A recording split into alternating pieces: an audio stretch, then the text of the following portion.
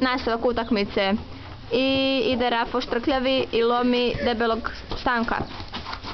Ide Rafo, zvani Balačinka ili još bolje... Brzo, stigo, Zašto je tetka nazvala Kifla? Opa, pukla nečija ruža! Snimite ovo! A, Stanko? Zašto Rafu zove tetka Kifla? Nije faul. Kifla! Zašto je ko Kifla bruša? Pa neka, faul. Ovo je koljeno je faul za njega.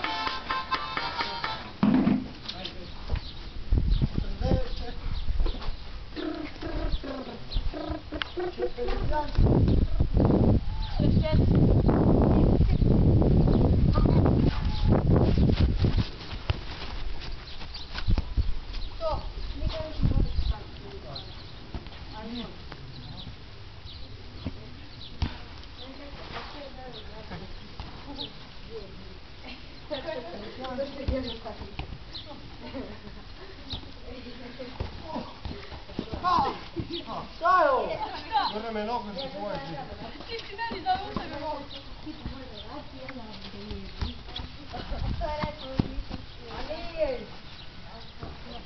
Ja tražim nije ovo. Miša! Miša! Nije garant, ide. Miša! Tako, sve mi rekao za ono jevnik.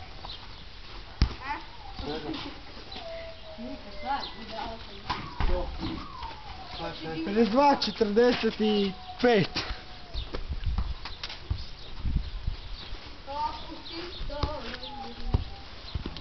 A Stanko je nešto govorio kako će vas razbit. I ajde Ivica sad. Ne. Što? Ivana, ti kom smetaš, što pomislila? Ne. Ne!